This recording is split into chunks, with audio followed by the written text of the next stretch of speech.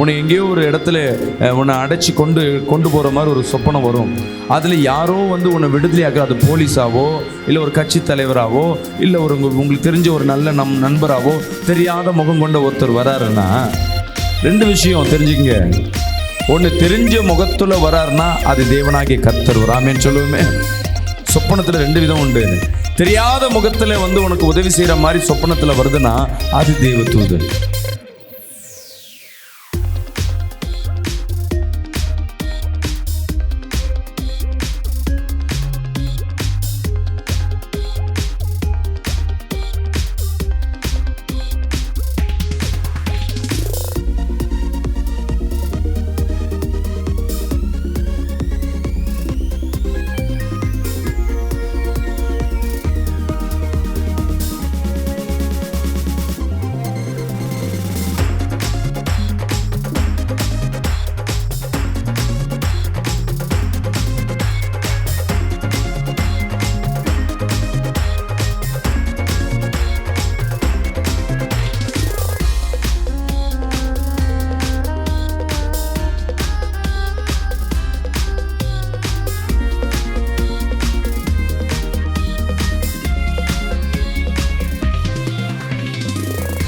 இந்த நாள் கர்த்தர் நம்மோடு பேசுகிற வார்த்தை சங்கீதம் 91 அதிகாரம் 16 வசனத்தை வாசிப்போமா?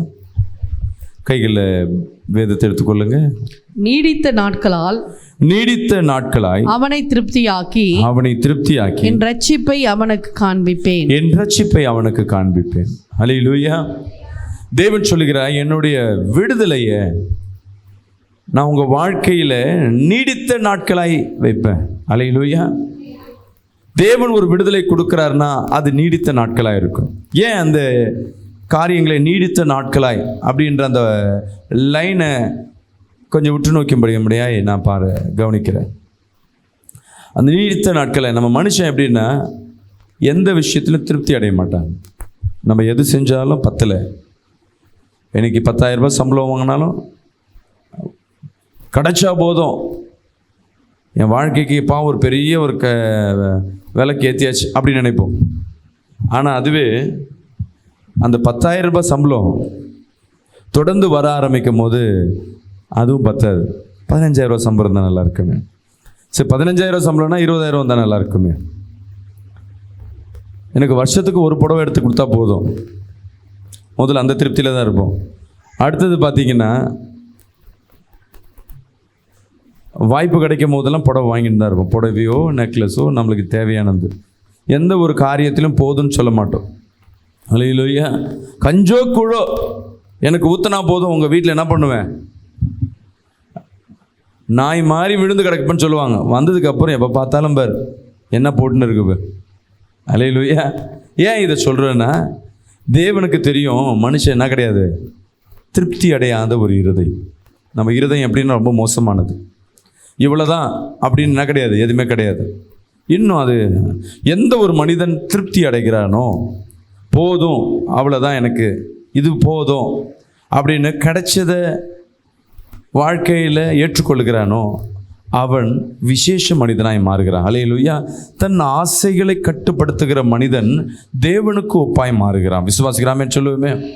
ஹல்லேலூயா. ஏசப்பாவுக்கு எவ்வளோ பலன் இருக்குது, எவ்வளோ ராஜ்யம் இருக்குது. ஆனால் பிதா சொன்னதுனால, தகப்பன் சொன்னதுனால தன் சரீரத்தை இந்த மனித குலத்துக்கு வந்து என்ன பண்ணார்? இரத்த சாட்சியை மறைத்தார். ஏன் நான் இதை சொல்கிறேன்னா, நீடித்த நாட்கள். அதனால் தேவனுக்கு தெரியுது இந்த பிள்ளை எதுலேயும் என்ன பண்ணல, நிரந்தரமான சந்தோஷம் இல்லை. நம்ம வாழ்க்கையிலும் அமைகிறதும் அப்படி தான். இது ஒரு காலகட்டங்கள் பார்த்திங்கன்னா நமக்கு எது கொடுத்தாலும் பத்தலைன்றது ஒன்று இருந்தாலும், இன்னொன்று சொல்லப்போனால் எதுவுமே நிரந்தரமாகவும் இல்லை.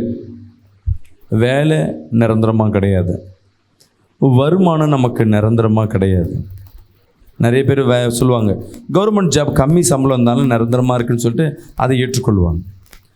வீடு நிரந்தரமாக கிடையாது, பிள்ளையின் அன்பு நிரந்தரமாக கிடையாது, கணவன் அன்பு நிரந்தரமாக கிடையாது, மனைவி அன்பு நிரந்தரமாக கிடையாது. ஸோ நம்ம கூட வாழ்கிறவங்க நிரந்தரமாக என் கூட கடைசி வரையும் இருப்பாங்களா? இல்லை. சரி, நம்மளுடைய சரீரத்தின் பலன் நிரந்தரமாக இருக்குமா? இல்லை.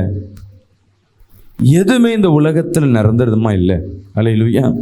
ஒரே ஒருத்தர் தான் நிரந்தரமாக இருக்கிறார். அவர் யாருன்னா நம்ம இயேசு கிறிஸ்து. அல்லேலூயா. நேற்றும் இன்றும் என்றும் மாறாதவர். அதனால தான் தேவன் அவர் எப்படி இருக்காருன்னா விசேஷமாக இருக்கிறார். நம்ம தாத்தா பாட்டன் அதான் சொல்லுவாங்கள்ல, பாட்டை முப்பாட்டங்களுக்கும் அவர் தான் தேவன், நமக்கும் அவர் தான் தேவன். நம்ம பிள்ளைங்களுக்கு பிள்ளைங்க பேர பிள்ளை கொள்ளு பேரம் பிறந்தாலும் அவர்களுக்கு யார் தான் தேவன். அதனால் தேவன்னா என்ன பண்ணுறா, பிதானா என்ன கோலத்தில் நம்ம கொடுத்துருவோன்னா வெள்ளை தாடி. பாஸ்டர் என் கனவில் பிதா வந்தார் பாஸ்டர். எப்படிமா கரெக்டாக சொல்கிறேன்?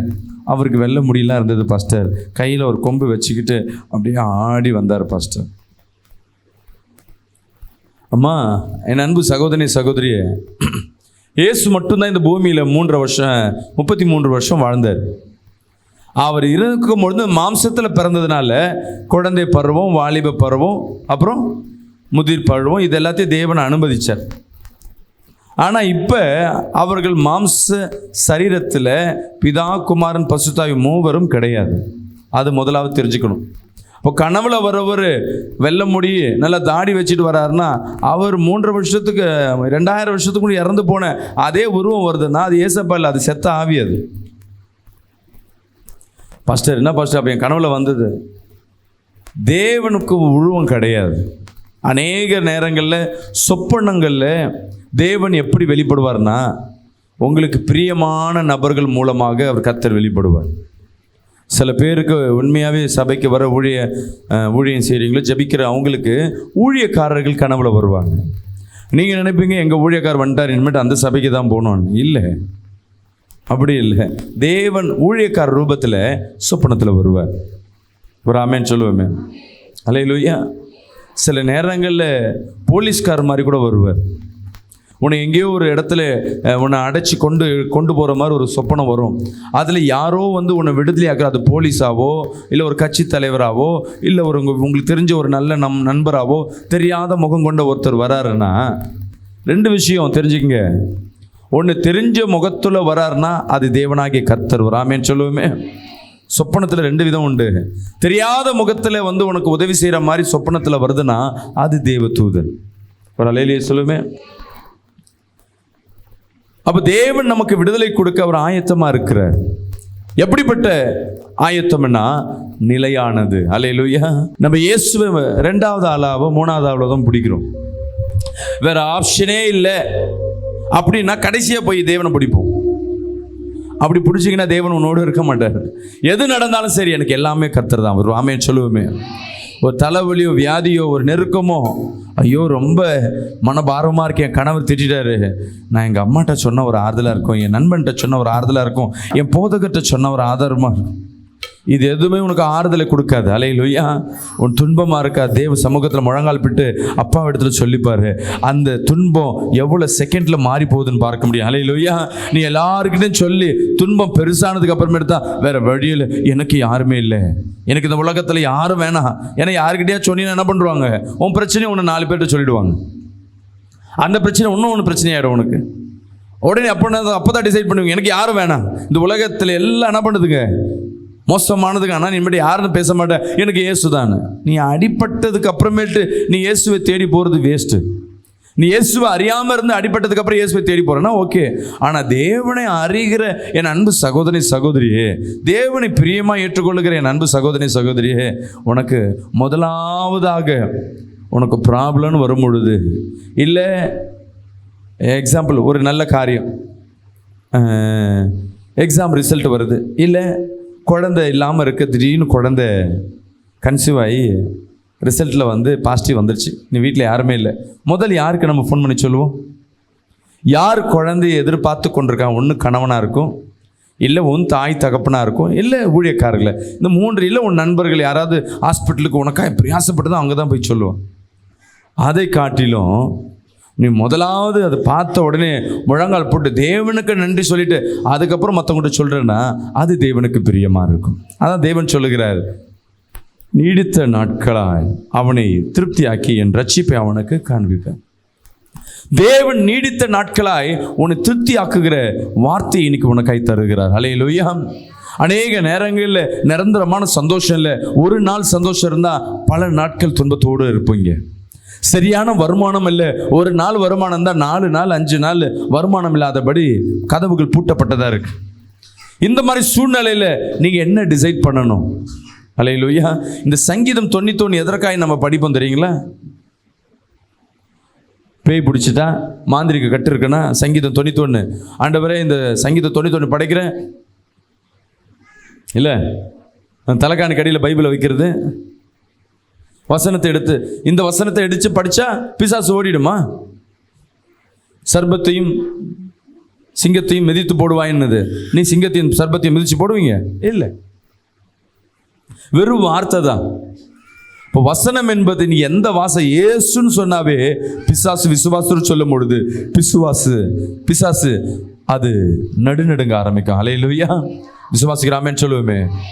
சத்ருவானவனுக்கு உன் வாயிலிருந்து வருகிற இயேசு என்ற நாமத்திற்கு அது நடுங்க ஆரம்பிக்கும். அல்லேலூயா. இந்த சங்கீதம் 91 அழகா சொல்லப்பட்டிருக்கு. மீண்டும் அந்த வசனத்தை படிப்போம்.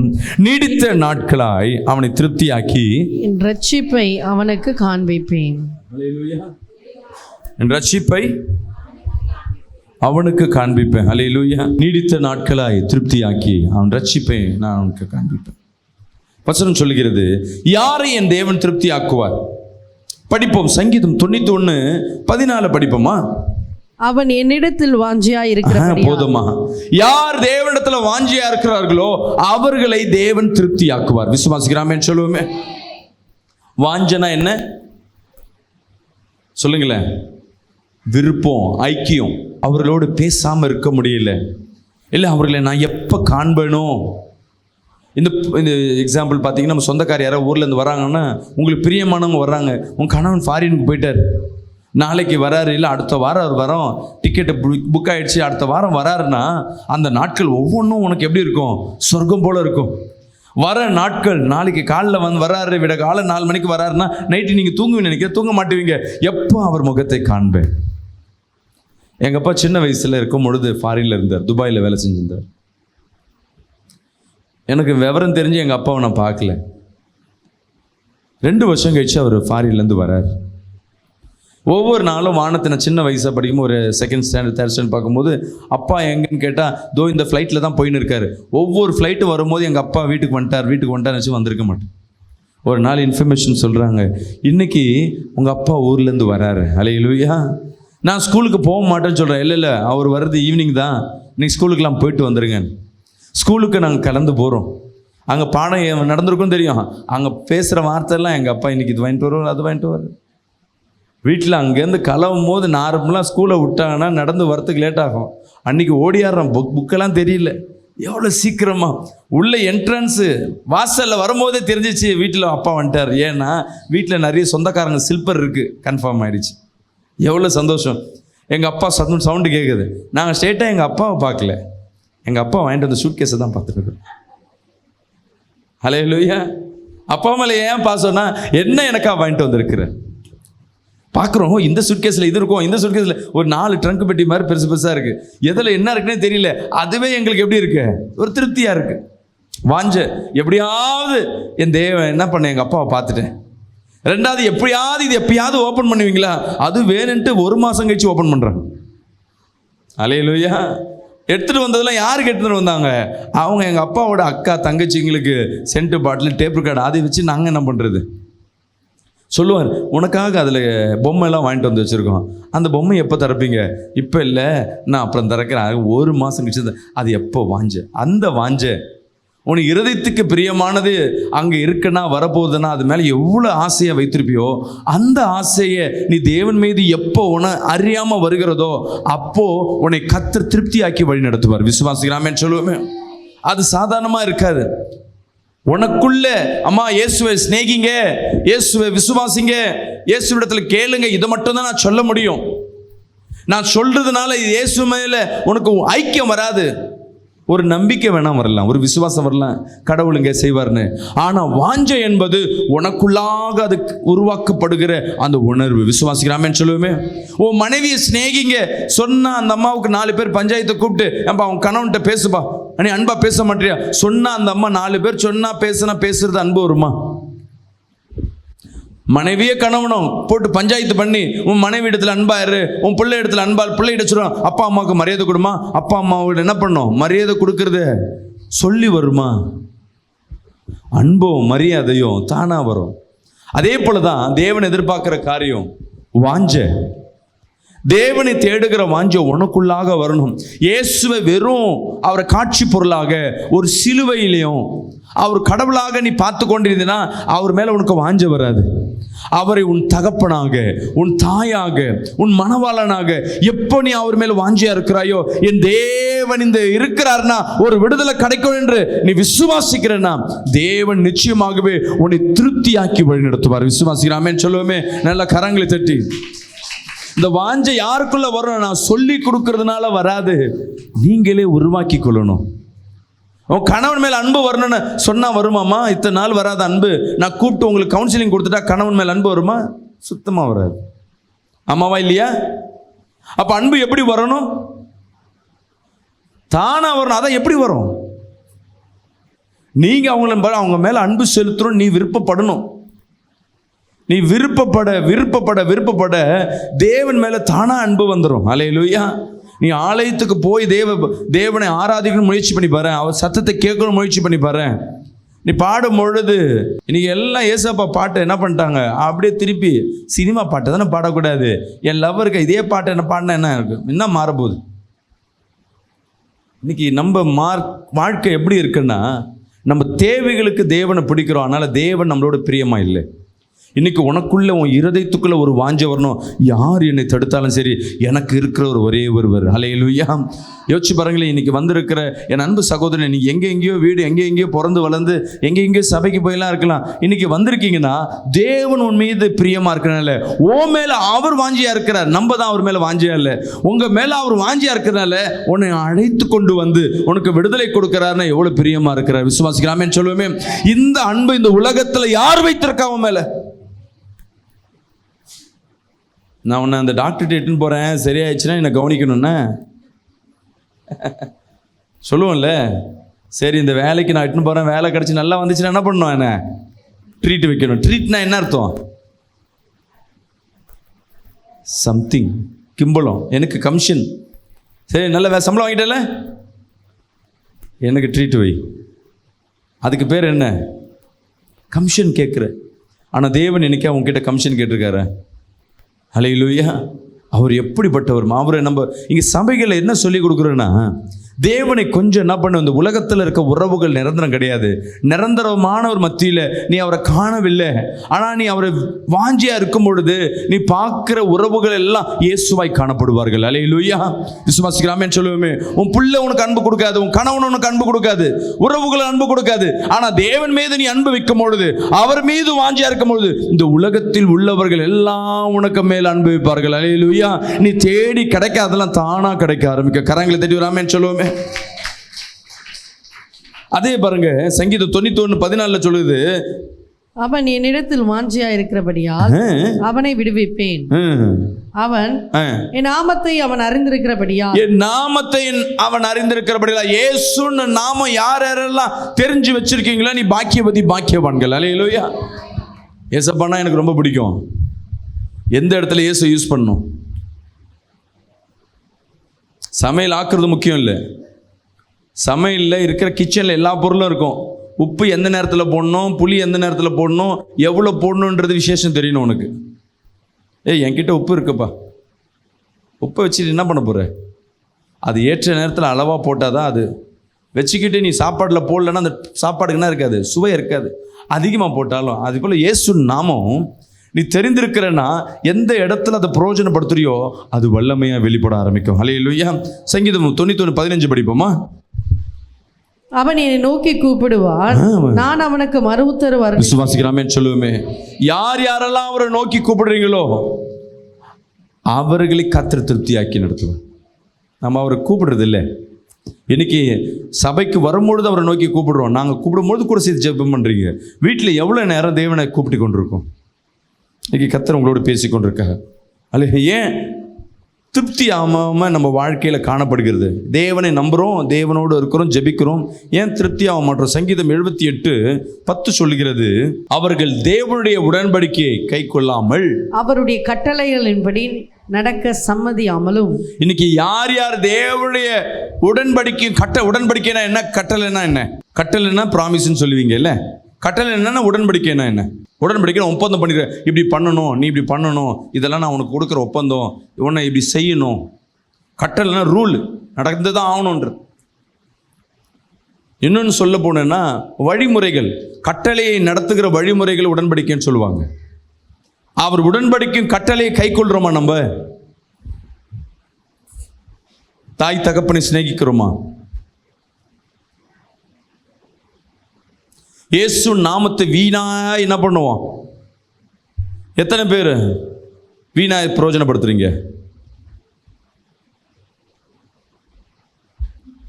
நான் ஜெபிச்சேன்னா அவ்வளோதான். எப்போ இந்த வார்த்தை வருதோ அப்போவே நீ அது சூனியம் பண்ணுறேன்னு அர்த்தம். சூனியக்காரி வெளியே தேவையில்லை, சபைக்குள்ளேயே இருப்பாங்க. நான் ஜெபிச்சேன்னா அவ்வளோதான். சில ஊழியக்காரி சொல்லுவாங்க, நான் ஜெபிச்சேன், உன் வாழ்க்கை ஒன்றும் இல்லாமல் போயிடும். இங்கே பெரம்பூரில் ஒரு பாஸ்டர் டி சாம்சன் சொல்லிட்டு, அல்லேலூயா, இப்படி தான் ஊழியக்காரர்களையும் சரி விசுவாசிகளையும் சரி, நான் ஜெபம் பண்ணனா கர்த்தர் உனக்கு வல்லமையை கொடுத்துருக்கிறாருன்னா எதற்காக கொடுத்துருக்கிறார் சொல்லுங்க? விசுவாசிகளுக்காக. ஸோ நீ நல்லா ஜெபம் பண்ணுற, உன் குடும்பத்திற்காக கர்த்தர் கொடுத்துருக்கிறார். அதை இன்னொருத்தரை அழிப்பதற்கு நீ பயன்படுத்துறனா அந்த ஜெபத்தை தேவன் கேட்பாரா? வேதத்தில் எங்கேயாவது யாரும் அழிப்பதற்கு தேவன் ஜெபம் பண்ணியிருக்கோ, இல்லை சீஷர்கள் ஜெபம் பண்ணியிருக்கிறதோ, அப்போஸ்தலர் ஜெபம் பண்ணியிருக்கிறதோ, இல்லை புனிதர்களை ஜெபம் பண்ணியிருக்கிறதோ எங்கேயாவது பார்த்துருக்கோமா? இல்லை. அப்படி ஜெபம் பண்ணுறோம், அப்படி பண்ணுறாங்கன்னா அவங்க சூனியக்காரருக்கு ஈக்குவலாக இருக்கிறவங்க. அல்லேலூயா. விசுவாசிக்கிறாமேன்னு சொல்லுவோமே. ஊழியக்காரை கனப்படுத்தலாம், ஆனால் ஊழியக்கார் சாபம் வாங்கக்கூடாதுன்னு ஊழியக்கார ஒருத்தர் சபிக்கிறாங்கன்னா அந்த இடத்துல அந்த ஊழியக்காரே கிடையாது. அல்லேலூயா. எடுத்து படிப்போம் மீண்டும். சங்கீதம் 78:10 சொல்லுகிறது, இஸ்ரவேல் ஜனங்கள் தேவனுடைய உடன்படிக்கையை கை கொள்ளாமல். இன்னைக்கு நிறைய நேரம் அவர் உடன்படிக்கை கை கொள்றது இல்லை, ஓய்வுனால பார்க்கறது இல்லை, தாய் தகப்பனை கனம் பண்றது இல்லை, பிறர் உடமைய வாழ்க்கையை நம்ம விரும்புகிறவர்களாக இருக்கிறோம், பொய் சத்தியம் பண்ணுகிறோம். தேவனை தவிர வேற ஒரு தேவனை நம்ம வச்சுக்க கூடாதுன்னு சொல்றார் தேவன். என்னை தவிர நீ யாரையும் வணங்கக்கூடாதுன்னு. நம்ம வணங்குறோமா? நம்ம என்ன சொல்லுவோம்? நான் இயேசுவை தானே வணங்குறேன். இயேசுவை தவிர உன் வேலைக்கு நீ முக்கியத்துவம் கொடுக்குறேன்னா, இந்த உலகத்திலே உன் வேலையை பெருசாக நினைக்கிறேன்னா அது விக்கிரகம், அது வேற ஒரு மதத்தை சார்கிற போல. இல்லை நீ யூஸ் பண்ணுற நகையோ, எனக்கு இந்த நகைனா ரொம்ப ராசிங்க, என் கழுத்தில் போட்டால் ரொம்ப ராசிங்க, இந்த புடவை போட்டால் ராசிங்க, எப்போ கலர்லேயோ புடவையிலையோ உடைமையிலையோ நீ உரிமை கொள்ளுகிறனா அது விக்கிரகமாய் மாறுகிறது. வேறு ஒரு மதத்தை நீ விரும்புகிற. நான் என் கணிதத்தை ஃபாலோ பண்ணுறேன், எனக்கு கூட்டல் இது வந்தால் நல்லா இருக்கும், இதெல்லாம் காரியம். எனக்கு வடக்கு பக்கம் வழி, தெற்கு பக்கம் வழி, எனக்கு இந்த ஜாதி, எதை பார்க்குறியோ இதெல்லாம் விக்கிரகத்துக்கு சமமான. தேவனுக்கு கொடுக்கிற முக்கியத்துவத்தை நீ யார் மேலே, உன் பிள்ளை மேலே மிகுந்த பாசம் வைக்கிறனா அதுவும் விக்கிரகமாய் மாறும். உன் கணவனை உன் கணவன் மேலேயோ மனைவி மேலே ரொம்ப மிகுந்த பாசம் வைக்கிறனா அதுவும் விக்கிரகமாய் மாறும். எதுவாக இருந்தாலும் முதல் இயேசுவிடத்துக்கு. அல்லேலூயா. விசுவாசிக்கிறாமேன்னு சொல்லுவோமே. இயேசுக்கு அப்புறம் ஒன் பை நீ இயேசுக்காக உன் குடும்பத்தை மறிக்க மாட்டேன், ஆனால் குடும்பத்துக்காக இயேசு மறுதளிப்பேன். அங்கே அவர் கோச்சு பாருங்க. நிறைய நேரம் நம்மளே பண்ணுற தப்பு. எடுத்து அடுத்த காரியம் படிப்போம். சங்கீதம் 78ஆம் அதிகாரம் 13-17 வரையும் படி. 13-17 படிங்களேன். கடலை பிளந்து அவர்களை கடக்க பண்ணி ஜலத்தை குவியலாக நிற்கும்படி செய்தார். பகலிலே மேகத்தினாலும் ரா முழுவதும் அக்கினி வெளிச்சத்தினாலும் அவர்களை வழி நடத்தினார். வனாந்தரத்திலே கண்மலைகளை பிளந்து மகா ஆழங்களில் இருந்து தண்ணீரை அவர்களுக்கு குடிக்க கொடுத்தார். கண்மலையில் இருந்து நீரோட்டங்களை புறப்பட பண்ணி தண்ணீரை நதி போல ஓடி வரும்படி செய்தார். என்றாலும் அவர்கள் பின்னும் அவருக்கு விரோதமாக விரோதமாய் பாவம் செய்து வறண்ட வெளியிலே உன்னதமானவருக்கு கோபம் ஊட்டினார்கள். இஸ்ரவேல் ஜனங்கள் வாழ்க்கையில தேவன் அற்புதத்தை செய்தார். இது அநேக காரியம் பார்த்துருக்கோம். ஆனா தேவன் அதே நேரங்களில் அற்புதத்தை செய்தவருக்கும் தேவனுக்கு கோபம் உண்டும்படியாக நிறைய காரியங்களை இஸ்ரவேல் ஜனங்கள் செய்தார்கள். இன்னைக்கு நம்ம விடுதலை பெற்ற பிறகு ஒரு துக்கம், ஒரு துன்பம் வரும்பொழுது, ஒரு ஆசை வரும்பொழுது தேவனை தள்ளி வைக்கிறோம். தேவன் செய்த அற்புதத்திற்கு நம்ம எதிராய் நிற்கிறோம். அதனால் நாம் பெற்ற ஆசீர்வாதங்களை, நாம் தேவன் கொடுத்த ஆசீர்வாதத்தை சுதந்தித்துக் கொள்ள முடியல. நம் செய்கிற செயல், என் அன்பு ஜனமே, தேவனை கோபம் மூடும்படியாக செய்யப்படுகிறது. இன்னைக்கு வந்திருக்கிற என் அன்பு ஜனமே, உங்க வாழ்க்கையில நீங்க கவனிச்சு பாருங்க. உங்க செயல்கள், கடந்த ஒரு 7 நாட்கள் செயல்கள் தேவனை கோபம் மூட்டும்படியாக ஏதாவது செயல்கள் உண்டா? உன் கணவன் திட்டுறீனா அதுவும் என்ன அர்த்தம் சொல்லுங்க? தேவனை கோபம் மூட்டுற. உன் கணவனை அடிக்கிறேன்னா இன்னும் மோசம். இன்னைக்கு எல்லாம் லேடிஸ் அடி வாங்கிற விஷயத்தெல்லாம் கேட்டு போய் இப்போ என்ன ஆகுது? கணவனை எங்க என்ன ரொம்ப அடிக்கிறாருங்க பாஸ்டர், நீங்கள் கொஞ்சம் சொல்லுங்க பாஸ்டர். அந்த அம்மாவை பார்த்தா அப்பாவி மாதிரி இருக்கு. இல்லை பாஸ்டர், லைட்டாக தட்டினேன் பாஸ்டர். எனக்கு மனுஷன் தானே பாஸ்டர், எனக்கு கோவம் இருக்குமா? அதனால நான் அவர் அடிக்கிற நான் புக்குன்னு குத்துனேன், அவர் அவ்வளோதான் ஊன்ட்டாரு. ஆண்களே கொஞ்சம் ஜாக்கிரதையாக இருக்கு. இப்போ எவ்வளோ சிரிப்பு பாருங்க, ஆண்களை அடிக்கிறேன்னு முடியும், எவ்வளோ பேர் சிரிச்சுன்னு இருக்காங்க பாருங்க. அப்போ எவ்வளோ ஆசை உள்ளுக்குள்ள. நம்ம ஆமாம் வச்சு செய்யலாமா? இது தேவனை கோபத்தை மூண்டும். கேட்டுட்டேன் அப்படியா பாஸ்டர்? யாருக்கோ சொல்ற, இது மட்டும் எனக்கு இல்லை. உன் மாமியாரை நீ திட்டுறேன்னா, உன் மாமியாரை தள்ளி உன் வீட்டில் சேர்க்காம வைக்கிற, அவங்க விரோதியாக கூட இருக்கணும், ஆனால் அவங்களுக்கு தங்கவே வழி இல்லை. வழி இல்லாத மத்தியில் நீ இடம் கொடுக்கல. அதுக்கு 1000 காரணம் சொல்லுவ. அவங்க சரியில்லை, அவங்க வாய் ஜாஸ்தி, என்ன வேணா சரி, ஆனால் அவங்களுக்கு தங்கவே இடம் இல்லை. உனக்கு வாய்ப்பு இருக்கு, ஆனால் அவங்க வாய் பெருசாக இருக்கு, அவங்க உன்னை சண்டை போடுறாங்க, குடும்பத்தை பிரிக்கிறாங்கன்னு தெரிஞ்சு அவங்கள நீ தள்ளி வைக்கிறன்னா அது தேவனுக்கு கோபத்தை மூடப்படும். ஏன்னா இந்த உலகத்திற்கு வருவதற்கு யார் காரணம் வந்திருக்காங்க? உன் தாய் தகப்பன் காரணம் வந்திருக்காங்க. எவ்வளோ நம்ம நெருக்கம் பண்ணும் பொழுது, எவ்வளோ பிரச்சனை பண்ணும் போதெல்லாம் தாய் தகப்பன் நம்மளை விட்டு போகாதபடி நம்மளோடு இருக்கும் பொழுது, அவர்கள் முதிர் வயது வரும் பொழுது அவர்கள் ஏதோ கோபம் பண்ணுறாங்க, அவங்க ஏதோ பண்ணுறாங்க, அதனால் அவங்க தள்ளி நிற்கிறதே நல்லது. தூரத்தில் இருக்கட்டும், நான் வேணால் காசு அனுப்புகிறேன், ஆனால் நீங்கள் யாராவது பார்த்துக்குங்க. இன்றைக்கி நிறைய ஆண் பிள்ளைங்க பண்ணுற காரியம் தேவனை கோபம் மூட பண்ணும். ஓய்வு நாளில் ஆலயத்துக்கு வராமல் வீட்டில் உட்காந்து நீ சாப்பிட்டுன்னு இருக்கனா தேவனுக்கு கோபத்தை மூட பண்ணும். வேற ஏதோ வேலை பண்ணிக்கிட்டு என்ஜாய்மெண்ட் பண்ணிக்கிட்டு ஆலயத்துக்கு வராமல் இருக்குன்னா அது தேவனை கோபப்படுத்தும். பரிசுத்தத்தை தரித்து கொண்டு, ஞானஸ்தானத்தை எடுத்துக்கொண்டு, உன் வாயில் கோபமான வார்த்தை, அநாகரிகமான வார்த்தை, அசிங்கமான வார்த்தைகள், மற்றவர்களை துன்புறுத்துகிற வார்த்தைகள், சில பேர் அடிக்க தேவையில்லை, அவங்க வாயில் வருகிற ஒவ்வொரு வார்த்தையும் இப்படி தேனில் கொட்டுறது போல இருக்கும். அப்படி வார்த்தைகள் வருதுன்னா நீ என்னவா இருக்கிற? தேவனை கோபப்படுத்துறேன்னு அர்த்தம். சில நேரங்களில் தேவனிடத்தில் நன்மையை பெற்றுடுவோம், ஆனால் இப்போ நன்மையை செய்யாதனால தேவன் மனத்தில் கோபமாக இருப்போம். அல்லேலூயா. விசுவாசிக்கலாமேன்னு சொல்லுவோமே. நமக்கு வாய்ப்புகள் இருந்து தேவன் ஆசீர்வதித்து நீ ஊழியம் செய்யாமல் இருக்கிறன்னா அது தேவனை கோபப்படுத்தும். இந்த கோபப்படுத்துறதுனால, தேவன் கோபம் கொள்ளுறதுனால தேவன் கொடுக்குற ஆசீர்வாதம் நிலையாய் நிற்காது. ஏன் நீடித்து நிற்க? நல்லா தாங்க இருந்துச்சு, 2 நாள் சந்தோஷமாக அந்த போயிடுச்சு. வண்டி நல்லா ஓடிச்சு, திடீர்னு ரிப்பேர் ஆயிடுச்சு. மிக்சி திடீர்னு ரிப்பேரு, ஃப்ரிட்ஜு திடீர்னு ரிப்பேரு. வீட்டில் ஒரு பொருள் வாங்கினே இருக்க, இல்லை இருக்கிற பொருள் பழைய பொருளானாலும் ரிப்பேர் ஆகாமல் ஓடுதுன்னா அங்கே தேவனுடைய ஆளுகை இருக்குன்னு அர்த்தம். விசுவாசிக்கலாமே சொல்லுவோமே. ஏதோ ஒன்று ரிப்பேர் ஆகிட்டு உனக்கு வருகிற வருமானம் அங்கே செலவாகிக்கொண்டே இருக்குன்னா தேவன ஆசீர்வாதம் கெட்டு போயிருக்கு. ஏதோ ஒரு காரியம் நீ செய்கிறது தேவனுக்கு கோபத்தை மூடுகிறது. உங்கள் கணவனையே சொல்லுவாங்க, நீ பண்ணுறது எனக்கு கோபப்படுத்துதுமா. கணவனுக்கு தெரியும் நான் செய்கிற செயல் மனைவிக்கு கோபப்படுத்துதுன்னு. பிள்ளைக்கு தெரியும் நான் செய்கிற செயல் எங்கள் அப்பா அம்மாவை கோவப்படுத்தும்னு தெரிஞ்சே தான் செய்வாங்க. ஏன்னா அவங்க ஆசையோ அடக்க முடியாது, அவங்க விருப்பத்தை கண்ட்ரோல் பண்ண முடியாது, அதனால் மற்றவங்களை கோவப்படுத்துவாங்க. கண்டிப்பாக நீங்கள் நினைக்க வேண்டியது இயேசுவை ஏற்றுக்கொள்கிற உன் வாழ்க்கையில் சந்தோஷம் நிலையாக இருக்கணும்னா உன் செயல் உன் குடும்பத்தை துன்பப்படுத்தாதபடி கோபப்படுத்தாமல் இருந்தாவே போதும். அது தேவனை மகிமைப்படுத்தும். விசுவாசிக்கிறாமே சொல்லுவோமே. நான் தேவனை எப்படி மகிமைப்படுத்துவது, தேவனை எப்படி கோபப்படுத்தாமல் இருக்கிறது, அதை ஆராய்ச்சி செய்வதை காட்டிலும் நீ இருக்கிற குடும்பத்தில் உன் கூட இருக்கிற மாமியாரோ கணவனோ பிள்ளையோ உறவுகளோ இல்லை வேலை செய்கிற இடத்துல முதலாளியோ அவர்களுக்கு உன் மேலே கோபம் வராதபடி நீ நடந்துக்கிறனாவே வாழ்க்கையில் அது தேவனை மகிமைப்படுத்துறதா இருக்கும். விசுவாசிக்கிறாமேன்னு சொல்லுவேன். அல்லேலூயா. இன்னைக்கு அதை முயற்சி பண்ணுங்க. கடைசியாக ஒரு பாயிண்ட் எடுத்து படிப்போம். சங்கீதம் 78 29 30 படிப்போமா?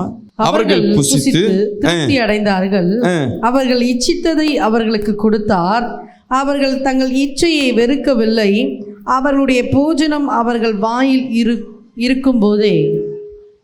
அல்லேலூயா. ஆமென். அன்பு பிரியமான ஜனமே, இச்சையை சில பேர் அடக்க முடியாது. ஆசை நல்லா சாப்பிட்ருப்பான். இப்போ சொல்கிறேனே, நல்ல 3 வேளை பிரியாணி இருக்கும், இச்சையை அடக்க முடியல. சாப்பாட்டு மேலே பிரியமாக இருக்கும். என் பையனுக்கு பிரியாணின்னா ரொம்ப பிடிக்கும். நான் வெஜிடேரியன்னா சாம்பார் கொடுத்தா எங்கள் அம்மா அவங்க பாஸ்டர் அம்மா ஊட்டி விடணும். பிரியாணி கொடுத்தா ஊட்டி விட தேவையில்லை, அவனே எடுத்து சாப்பிடுவான். 3 நாளாக நல்லா சாப்பாடு. ஒரு நாள் என்ன பண்ணிட்டாங்க, நைட்டு ஒரு 9 மணி இருக்கும், ஒரு விசுவாசி எடுத்துகிட்டு வந்து சிக்கன் 65 எடுத்துகிட்டு வரேன்னு எடுத்துகிட்டு வந்தாங்க. அதை பார்த்தா எப்படியும் ஒரு 1.5 கிலோ இருக்கும் பொழுது. வெறும் லெக் பீஸாக அதை நல்லா அவங்க கடை போட்டிருக்காங்க. இது வியாபாரத்தை நீ ஆசீர்வதிக்குமா பாஸ்டர் உங்கள் வீட்டுக்கு கொடுக்கணும்னு நினச்சி நான் கொடுத்துட்டேன். இப்போ அதில் 4 பீஸ் இருக்குது, பெரிய பெரிய தொடை. 1 எடுத்து 2 பேர் சாப்பிடுங்க, இவ்வளோது நைட்டில் யார் சாப்பிட போகிறா, யாருக்காவது கொடுத்து விடுவோம் அப்படின்னு நான் பேசிகிட்டு இருக்கேன். அந்த 2 பேர் சாப்பிடும்பொழுது என் பொண்ணு கொஞ்சம் கை வைக்குது, என் பையன் கொஞ்சம் கையை வைக்கிறான். என் பொண்ணு 2 வாய் எக்ஸ்ட்ரா சாப்பிட்டு சண்டை போடுறான் என் பையன். அவங்க அம்மா சொல்கிறாங்க, அதை இவ்வளோ பீஸ் இருக்கடா, ஏன்டா சண்டை போடுறேன்.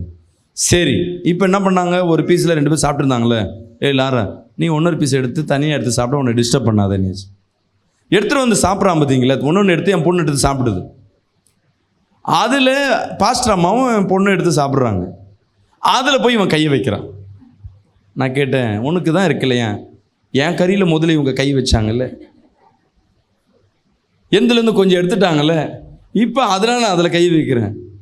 திட்டின உடனே மூஞ்சி மாறிடுச்சு அவனுக்கு. ஏன்டா சாப்பாடு கலையிற, திட்டி விட்டு. ஏன் இதை சொல்கிறேன்னா, அவனுக்கு சின்ன ஆசை.